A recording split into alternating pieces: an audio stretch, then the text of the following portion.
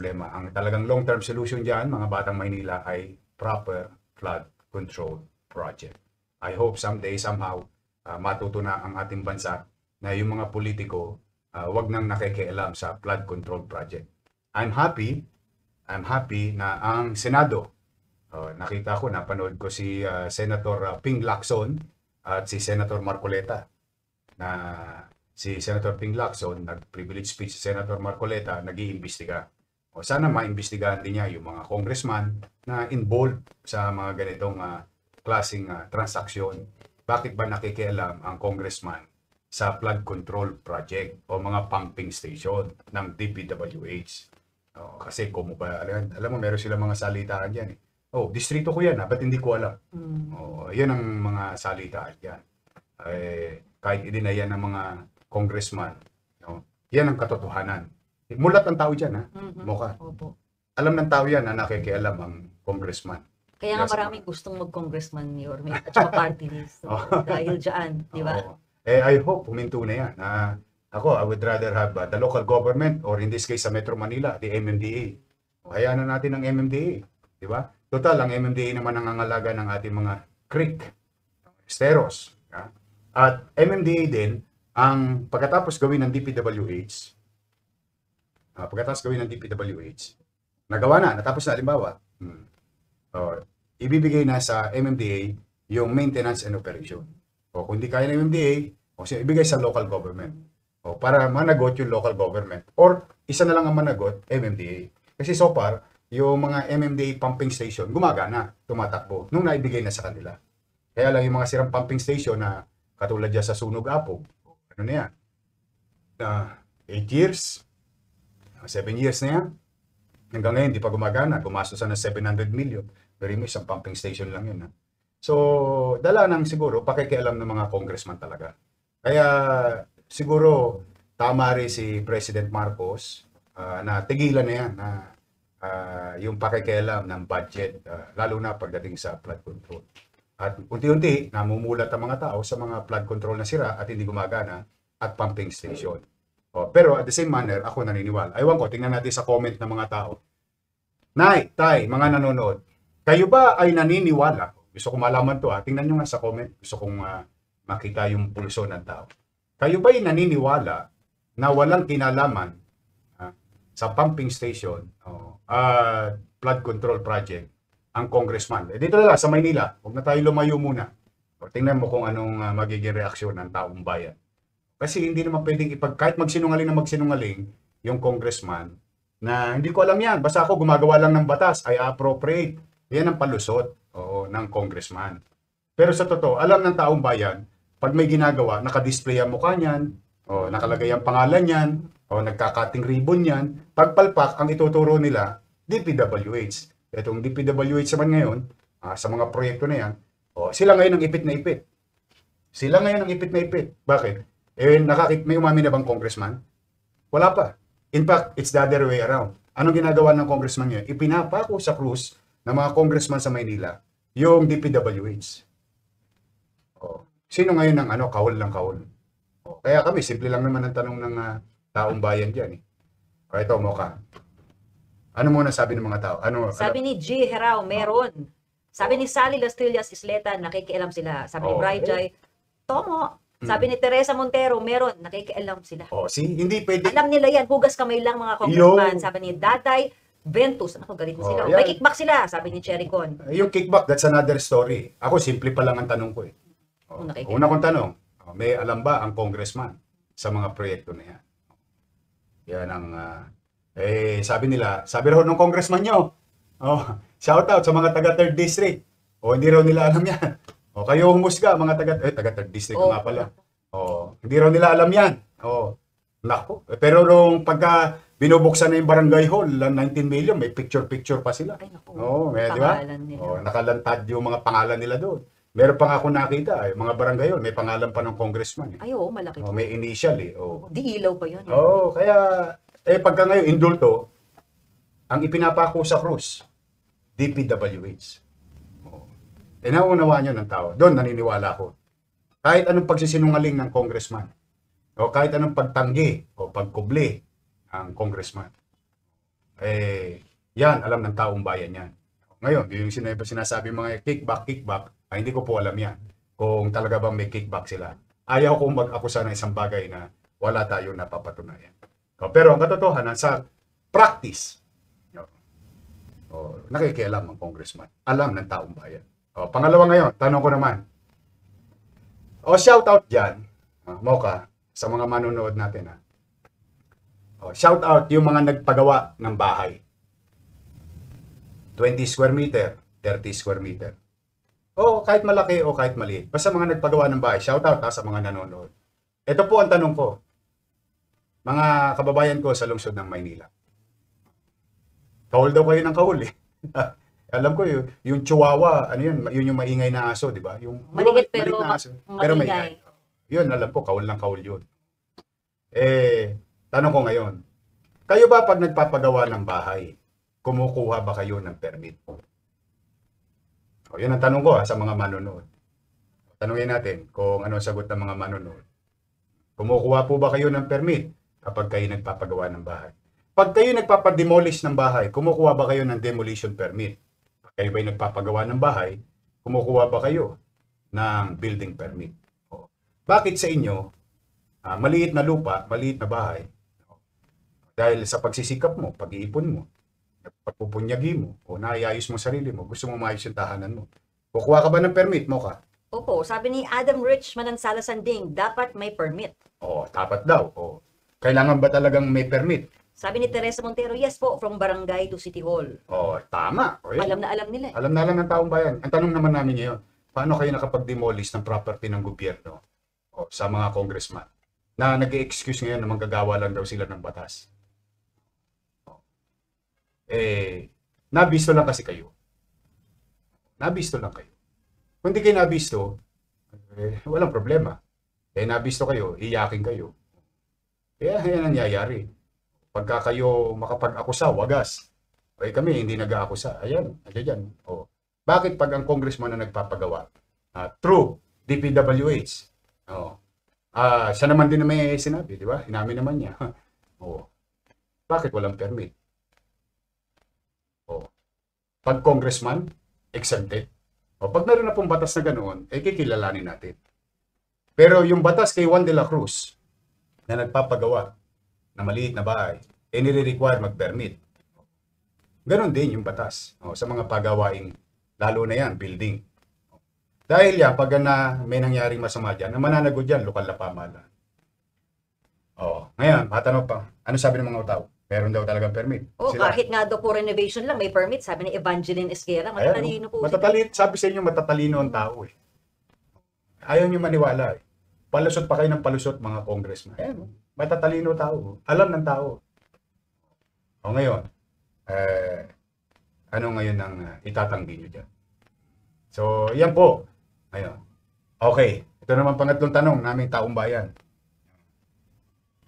Naniniwala ba kayo, sa taong bayan, naniniwala ba kayo? Ito lang ano lang to, mga opinion naman to. Naniniwala ba kayo, o mga manonood, na kailangan humingi ng permiso sa lokal na pamahalaan nitong mga proyektong ito? Tanungin natin ng taong bayan. Ano ang sasabihin ng taong bayan? Di ba? Bakit? Yung nga maliit na tao, pinahingi nyo ng permiso eh. Yung pa kaya sila. Di komo ba sila ay congressman? Alam mo ka, naglakihan ang ulo nito mga to eh. Di ba kilala nyo naman sila nung nagsisimula pa yan? Oo. Iba talaga nagagawa ng kapangyarihan. Alam mo, minsan, ang langaw, pag tumuntong sa kalabaw, ang feeling niya, mas malaki pa siya sa kalabaw. Ganyan ang utak langaw. Ugaling langaw. Pero yan, nandiyan dyan yan. Basta tayo ginagalang natin sila lahat. Hindi po pwede lang na mamihasa sila na yung napapalusot nila nung araw. Wardi-wardi o siga-siga. Ngayon, nakahanap kayo ng katapat, iyakin naman kayo. Ako nga, minsan. Sana pag nag-imbestiga sila sa labas ng Kongreso. Para pagka libelous yung akusasyon nila.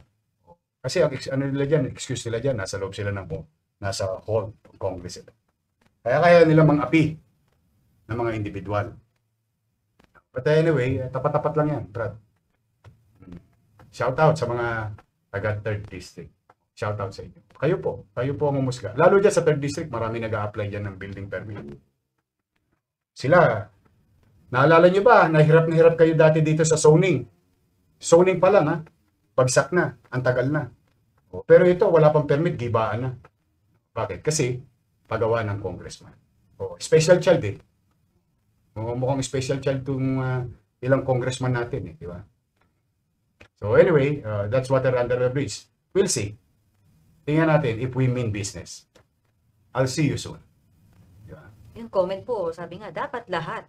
Oo. Dapat kumuha, yes po, dapat humingi ng permission sa LGU, sabi ni Amy Jovel. Alam po nila ang sagot, dapat po, sabi ni Janice Buendia Pardo Budoy. Opo, kailangan po humingi ng permiso kahit sa barangay, sabi ni Rita Pinlac. Hindi raw eh. Wala raw silang alam dyan. Ito pa magandang sinabi ni Rhea Joy F. Selim, yes, dapat, malakas ang loob nila kasi nasa posisyon sila, pero pag tulad lang namin na maliit na tao, aping-api sa ginagawa nila, hindi nagiging patas. See? Yan ang nararamdaman ng tao. Shout out sa iyaking congressman. Yan mga nakakuha lang kayo ng katapat eh. Pero tingin ko marami na nagsisisi dyan. Kaya, Tingin ko naman. Meron namang araw para dyan. So, okay. So, yan po. Kaya lagi kayo mag-iingat dahil itong problema natin sa baha tuwing umuulan ay hindi mawawala agad-agad. Pero, rest assured, in our own little way, hindi po tayo titigil na linisin yung ating mga drainage system. Natutuwa lang ako kanina, maraming nagpapadala sa akin ng mga messages. If there is any consolation, nakita nila yung tubig malinis. Kasi nawawala na po yung mga burak eh. Nakukuha na po natin. So, ingat lang po. O ngayon, usapang permiso. May nagsasabing congressman sila lang daw yung ang tawag dyan. Parang politika yung statement. Ito. Huwag na kayo lumayo. Ito patunay. Una, si Erwin Cheng, hindi natin yan kapartido. Pero inaprobahan ko lahat yung programa niya.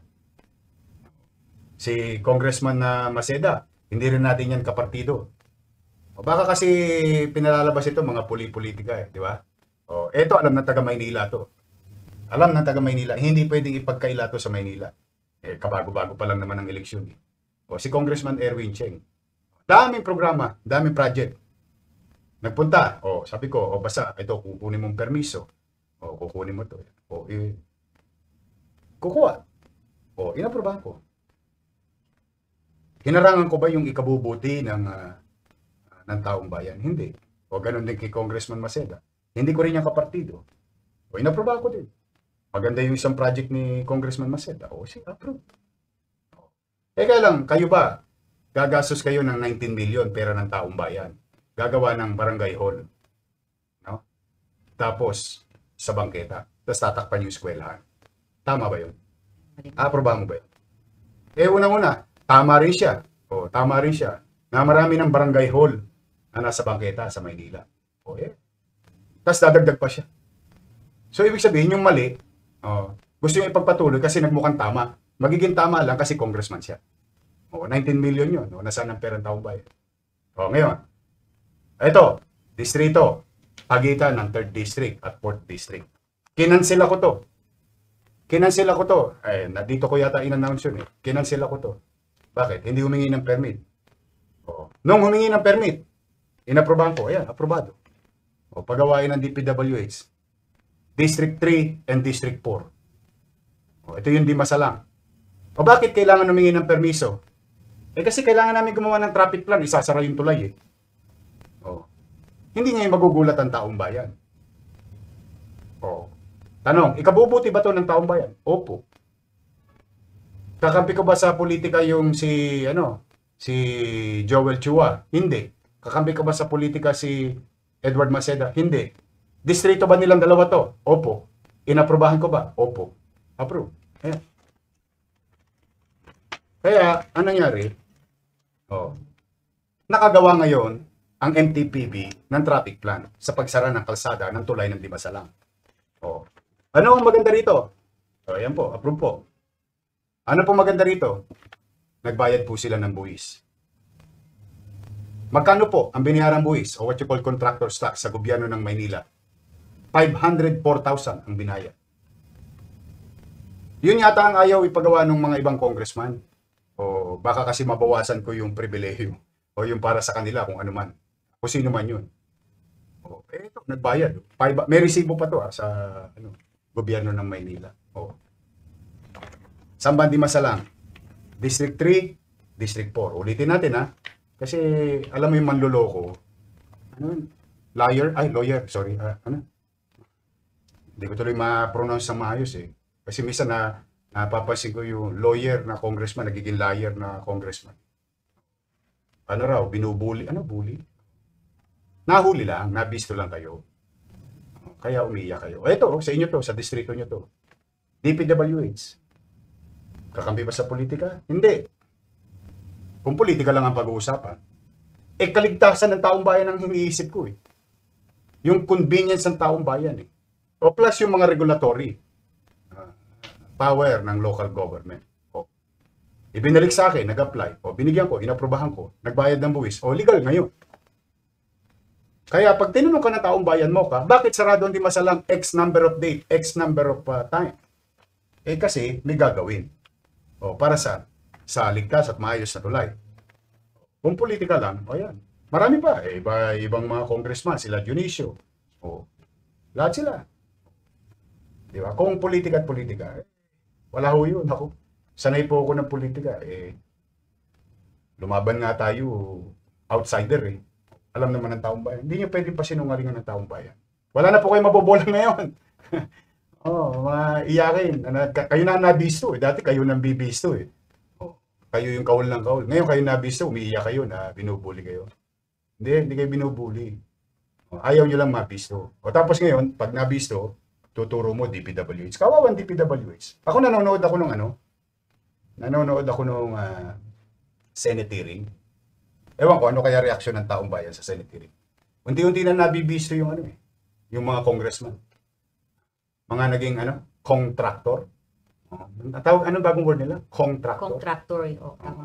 Contractor. Malay mo, meron niya sa Maynila. Kasi yung nahuli ko kahapon ay isa sa listahan ng kontraktor na pinresentan ni Presidente ay kontraktor ng 3rd District ng Manila sa flood control din sa buong bansa. Yep. Mukhang ayaw nilang malaman ng tao yun. Pero ilalahad natin yan. May oras ako para dyan. Pero ngayon, kasi naawa naman ako sa tao. Kasi pinag-uusapan natin yung baha. Talagang doon nangyayari. Ngayon, Mocha. Balik rin naman natin. Pupunta ako sa bahay mo. I-rearrange ko yung sala. Magagalit ka? Pag hindi kayo nagpaalam? Oo. Syempre po. Oo. Kasi yung mga Bahay mo gamit, yan eh. oo, tsaka... Tama ba? Oo. Ako chairman eh. Pwede ba yun? See, tamo? Parang common sense, di ba? Exactly. Kaya akala nito mga congressman na to, naloloko nila yung taong bayan. Hindi ho. Alam ng taong bayan, manood kayo sa comment. Tingnan Pero natin. nga sila, engrossed po sila sa ating topic actually eh. Di ba? Oo. Kahit na anong pagsisinungaling nyo, hindi namin alam yan. Gumagawa lang kami ng batas. Lelang yung panot. Bubulahin nyo pa taong bayan. Alam ng mga taong bayan yan. Siguro kasi boss nakakalusot noon, ano? Exactly. Noon nakakalusot. Oo. Bumoto na ang taga Maynila ng bagong mayor eh. Yun yung katotohanan eh. Kasi nga hindi naging maganda ang naging nangyari sa lungsod ng Maynila. Noong nakialam na at pinayagan ng alkalde, ng mga congressman ay gawin ang gusto na lamang nilang gawin. Tingnan mo yung tennis court. Yung tennis court doon sa District 2. Ginawa nilang meeting area ay tennis court yun ng mga nagte-tennis doon. Diba? Kung di ako naging mayor, hindi pa mababawi yun para mabalik sa tao na gamit ng mga taga-roon. Yung ba'y totoo? Shoutout sa mga taga-District 2. Alam ng mga taga-District 2 yan. Araw-araw silang tinawag dyan eh. Diyan nagkaroon ng AKAP, AKAP, Tupad, AIX. Yan yun eh. Alam ng mga taga-District 2 yan. Ang ipinagpapasalamat ko lang sa taong bayan. Mocha. Bagamat talamak ang bigayan ng AKAP, AIX, at tupad nung nakaraang halalan. Yan, sa basketball court. Yan, sa District 2. Doon sa may tennis court na sinasabi ko. Sa Tutuban. Tapos yung nangyayari naalala mo na iskandalo pa ng isang kandidatong mayor na live niya, San yung Andres? bigayan sa San Andres Complex. At saka ginamit niya sa may what do you call this, sa may Ninoy Aquino Stadium. At saka doon sa Quiapo, may isang opisina ron. Bigayan ng bigayan. Ang pinagpapasalamat ko lang sa tao, tumibay ang damdamin ng tao, hindi nagpatokso. Binigyan pa rin tayo ng pagkakataon. Overwhelmingly. So, ano ibig sabihin? Para bang sinasaad ng taong bayan, nabantayan mo kami. Ito po, boss, magandang sinabi ni Air Guard Pamilosa, gising na ang Batang Maynila. Yun ang ano ng tao dun. Yun ang statement ng tao. Bantayan mo kami. Pangalagaan mo kami. Kasi wala kaming kakayanang lumaban sa congressman. Yan ang statement ng ordinaryong Batang Maynila.